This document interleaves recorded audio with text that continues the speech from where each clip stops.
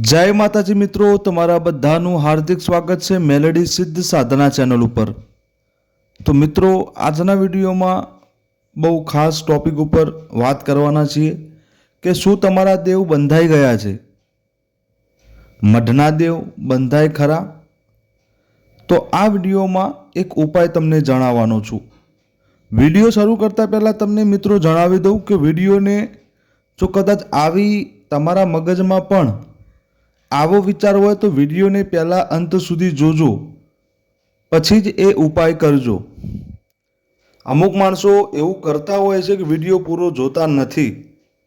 Video પૂરો નહીં જોવો અને આધું અધૂરું જ્ઞાન લઈ અને કોઈ પણ કાર્ય કરશો અને કોઈ મુશ્કેલી થશે, બરાબર, તો એ તમારા ઉપર આવશે, બરાબર। તો વિડીયોને અંત સુધી જોજો। વિડીયો ગમે તો વધુને વધુ શેર કરજો, કેમ કે આ એક એવો ટોપિક છે જેના કોમેન્ટ મેસેજ વારંવાર આવતા હોય છે અને હું જવાબ આપીને થાકી ગયો છું।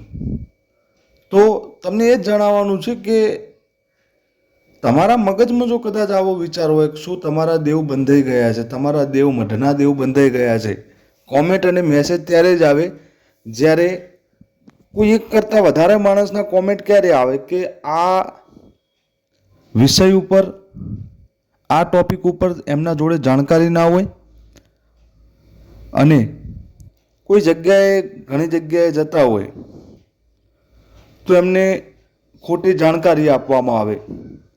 તો મિત્રો, આ જાણકારી કોઈ એટલે ના આપે, આ જાણકારી બધા તમારાથી સંતાડે જ છે।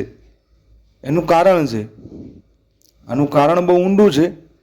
કદાચ હું આ સોશિયલ મીડિયા દ્વારા બોલવા જાઉં એ ટોપિક ઉપર તો કદાચ વિવાદ થઈ જાય, એટલે આપણે એ વસ્તુ ઉપર ધ્યાન ના આપતા વિડીયોમાં આગળ વધીએ। તો મિત્રો, તમને પણ જો લાગતું હોય કે તમારા દેવ બંધાઈ ગયા છે, તમારા મઢના દેવ બંધાઈ ગયા છે, તમારા દેવી દેવતા કામ નથી કરતા, કોઈને બંધન કર્યું છે, કોઈને ચોકી મારી છે, તો ખાસ આ વિડીયો તમારા માટે છે। વિડીયોને અંત સુધી જોજો।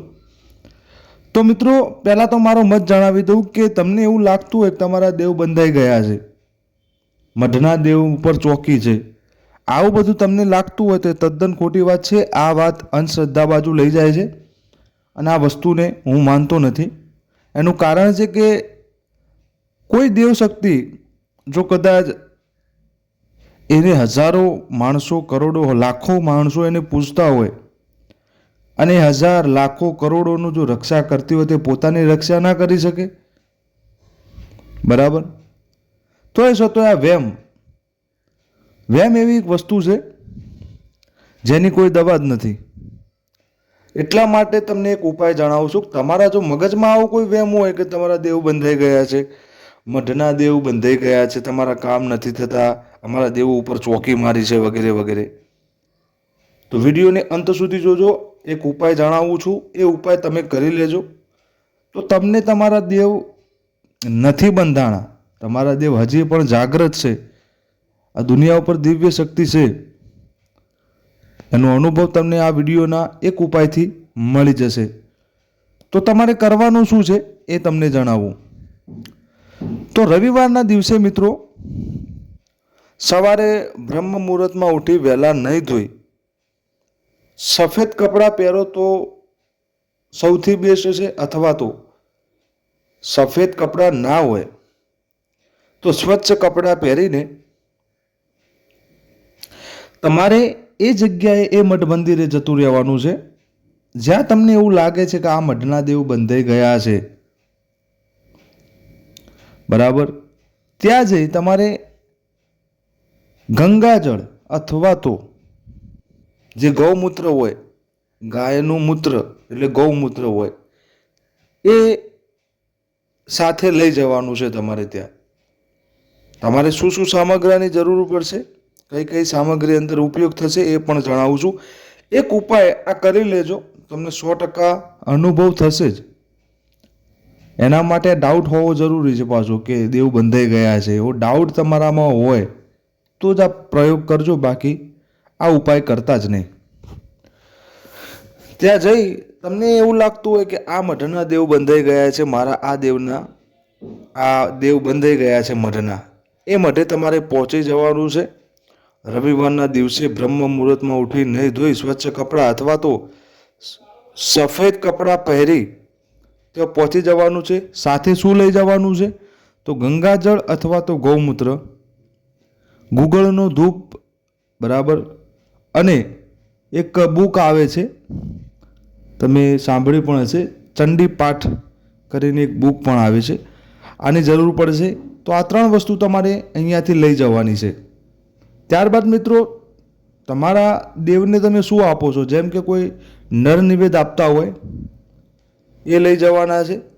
પછી ચંદરવો, ચૂંદડી, જે પણ તમે મનથી ભાવથી અર્પિત કરતા હોય એ લઈ જવાનું છે.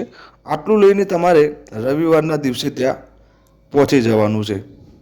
ત્યાં જઈ સૌપ્રથમ તમારે એ મઠ મંદિરને પહેલાં તો સ્વચ્છ કરવાનું છે. ત્યારબાદ ગંગાજળ અથવા તો ગૌમૂત્રથી એ મઢને, એ મંદિરને તમારે સ્વચ્છ કરવાનું છે અને છંટકાવ કરી અને પવિત્ર કરી નાખવાનું છે.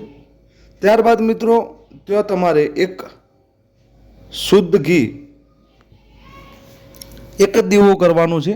તમારા એ મઢમાં જે પણ આગેવાન દેવ હોય એ તમને ખબર હશે, તમને ખ્યાલ હશે, એમનો એક શુદ્ધ દીવો કરી ઘીનો મૂકવાનો છે.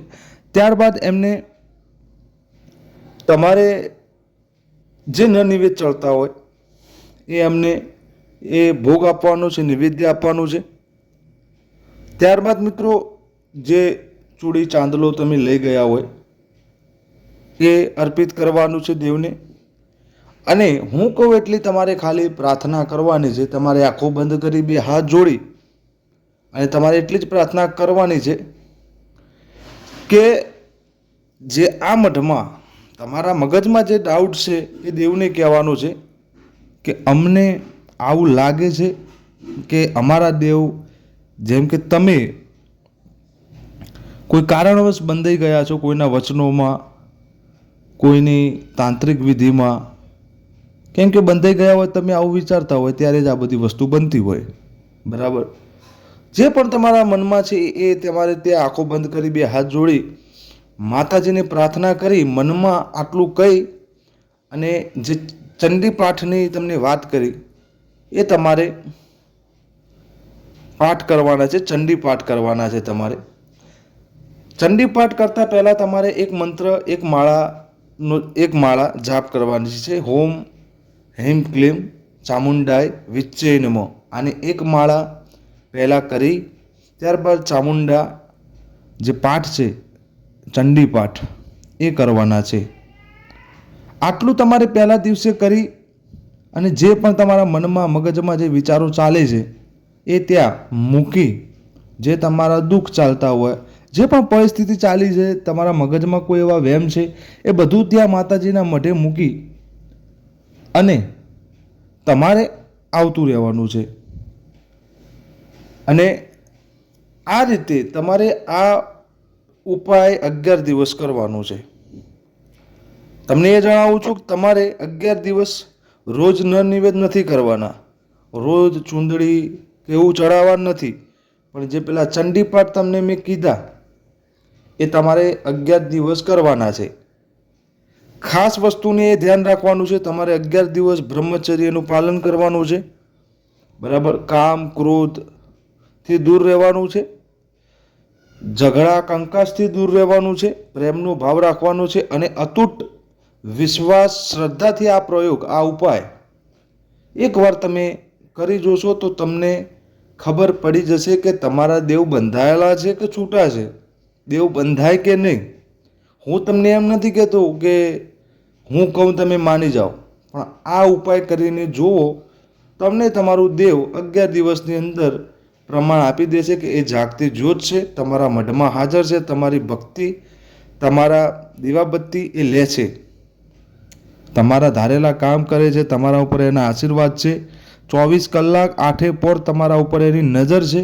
એના અનુભવ તમે 11 દિવસમાં જોવા લાગશો અને તમને જાતે જ જવાબ મળી જશે કે અમારા દેવ નથી બંધાયા, અમારા દેવ હજી જાગ્રત છે, અમારા દેવ અમારા રકોપા કરે છે અમારા બાપ દાદાની દેવ જે છે એ તો એ ગોમિત્ર વહી જઈ નથી. એના માટે અતૂટ શ્રદ્ધાથી વિડીયોમાં જે ઉપાય કીધો છે એકવાર અનુભવ કરી જોજો, અને વિડીયોમાં જે ઉપાય કીધો છે એ કરી ફરીથી આવી આ વિડીયો સેવ કરજો ને નીચે કોમેન્ટ કરજો જે પણ આ માણસ આ ઉપાય કરે. 100% મારો અનુભવ છે એમ તમને અનુભવ થશે અને થશે. તો વિડીયોને વધુને વધુ શેર કરો, જેના લીધે આ જે વસ્તુ છે એ દરેક સભ્ય પાસે પહોંચે, જેના લીધે અમુક વિચારોના લીધે માણસ અંધશ્રદ્ધામાં જાય.